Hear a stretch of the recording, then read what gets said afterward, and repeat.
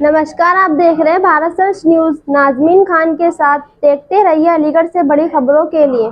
अखिलेश यादव ने खैर में जनसभा को किया संबोधित। अलीगढ़ की खैर विधानसभा उपचुनाव में सपा मुखिया अखिलेश यादव ने पार्टी की प्रत्याशी डॉक्टर चारू कैन के समर्थन में जनसभा को संबोधित किया। अखिलेश यादव ने कहा कि उपचुनाव 13 तारीख को होना था, लेकिन 20 तारीख को कर दिया। समाजवादी पार्टी को मौका मिलेगा तो अग्निवीर व्यवस्था को हमेशा हमेशा के लिए खत्म करने का काम करेंगे। अग्निवीर व्यवस्था हम सभी स्वीकार नहीं कर सकेंगे। हम अपने नौजवान को वर्दी और पक्की नौकरी देने का काम समाजवादी पार्टी करेगा। समाजवादी पार्टी लोग पीडीए परिवार को जोड़कर और सम्मान देकर सरकार बनाने जा रहे हैं, इसीलिए घबराकर ये नारा दे रहे हैं कि बटेंगे तो कटेंगे। उन्हें पता होनी चाहिए, उनके नारे के चक्कर में नहीं पड़ेंगे। उन्होंने कहा कि सभी सोचा है कि ये नारा उन्होंने कहां से लिया है। ये नारा उन्होंने अंग्रेजों से सीखा है। अंग्रेज तो चले गए, लेकिन उनके वचनवासी अभी भी वह हमारे बीच में है। उन्होंने कहा, हम अपने मुख्यमंत्री से कहेंगे कि वस्त्रों से कोई योगी नहीं बन जाता, विचारों से योगी बनता है। हम बधाई देना चाहते हैं सुप्रीम कोर्ट को, जिन्होंने बुलडोजर को हमेशा हमेशा के लिए गैराज में खड़ा कर दिया। उन्होंने कहा कि ये कहते हैं कि एएमयू देखे गए थे, उसी के विचारवंशी लोग हैं ये, उन्हीं के रास्ते पे चल करके ये चुनाव जीतना चाहते हैं। ये स्वीकार समाज कभी नहीं करेगा, इसीलिए महाराष्ट्र के एक एक कर करके नेताओं ने इसका विरोध किया है। न केवल उन्होंने विरोध किया है, बल्कि डिप्टी सीएम जो हैं, जो इस उम्मीद में बैठे हैं कि उन्हें भी थोड़ा बहुत कुछ कुर्सी का हिस्सा मिल जाएगा, वो भी इस नारे का विरोध कर रहे हैं। क्या ये सरकार उन्हें मनाएगी या सरकार में बैठे लोग भी उनके नेगेटिव नारे के खिलाफ हैं?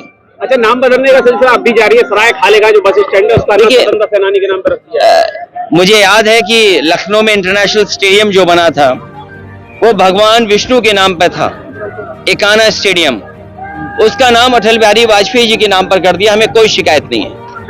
कैंसर इंस्टीट्यूट जो नेताजी ने और समाजवादी सरकार में बना था, उसमें पूर्व मुख्यमंत्री कल्याण सिंह जी के नाम पर कर दिया, कोई शिकायत नहीं है। लोक भवन जो समाजवादियों का बनाया हुआ था, वहां भी पूर्व प्रधानमंत्री अटल बिहारी वाजपेयी जी के प्रतिमा लगा दी। इसी तरह जो कैंसर इंस्टीट्यूट बना था, उसमें से जमीन काट करके उन्होंने अटल बिहारी वाजपेयी जी के नाम पर मेडिकल यूनिवर्सिटी बनाई, लेकिन अभी भी शुरू नहीं की। सवाल ये नहीं है, सवाल ये है कि दूसरे का काम अपना काम बताते हैं। इससे बड़ा धोखा और कौन दे सकता है?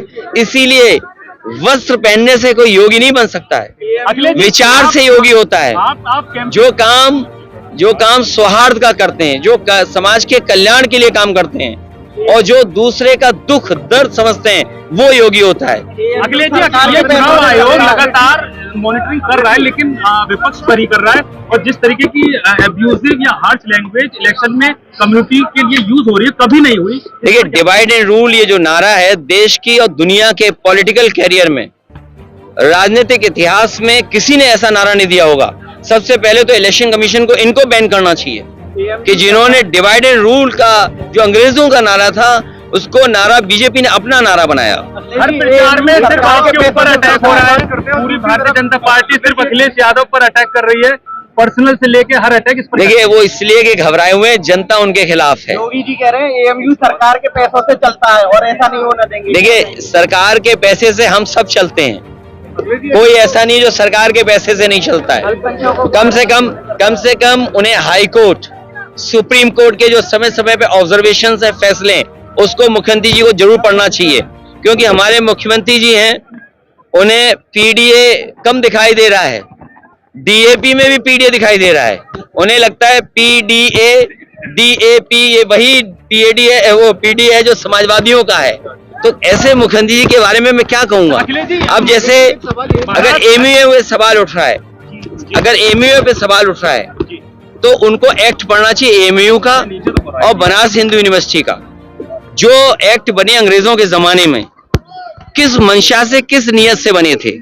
कम से कम वो एक्ट उन्हें पढ़ना चाहिए और सुप्रीम कोर्ट ने जो समय समय पे निर्देश दिए हैं वो भी पढ़ने चाहिए। उपचुनाव में अखिलेश यादव जी, एक सवाल मेरा ये है कि आपकी पॉपुलैरिटी से वो चाहे यूपी में हो या महाराष्ट्र में जो कम्युनिटीज आपके साथ जुड़ रही है उसको लेकर बीजेपी के अलावा भी कुछ पार्टियां और उनके प्रमुख हैं जो आपको टारगेट कर रहे हैं। महाराष्ट्र में आपकी पोजीशन स्ट्रांग है, मुस्लिम क्षेत्रों में उसको लेकर असदुद्दीन ओवैसी जिस तरीके की भाषा यूज कर रहे हैं। देखिए ये चुनाव भारतीय जनता पार्टी के खिलाफ है, क्योंकि उन्होंने पिछले कुछ वर्षों से कोई काम नहीं किया, किसान को धोखा दिया, नौजवान को धोखा दिया। कितनी सीटें जीत रहे हैं? प्रतिशत में कहें तो 100 में 100% समाजवादी और इंडिया गठबंधन जीत रहा है, और सीटों में कहें तो 9 में से 9 इंडिया गठबंधन और पीडीए जीतने जा रहा है। उन्हें इंटरनल रिपोर्ट होगी कि डॉक्टर चारू यहाँ से जीत करके जा रही हैं। देखिए कांग्रेस के साथी भी साथ हैं, नहीं, कांग्रेस के साथी भी हैं, और जो जहां मदद कर रहा होगा वो मदद करेगा समाजवादियों को। देखिए ऐसे तो कहोगे कांग्रेस बड़े नेता नहीं आए, और नहीं आए, ये नहीं आए, वो नहीं आए, नकारात्मक बनो। पीडीए मीन्स पॉजिटिव, एन मतलब नेगेटिव, एनडीए नेगेटिव है, और न्यूज के साथ ही आप लोगों तो हमारी मदद करनी चाहिए। गठबंधन में आपके साथ थे जयंत चौधरी, वो यहाँ आ रहे हैं, लेकिन कांग्रेस के कोई बड़े नेता यहाँ नहीं आ रहे।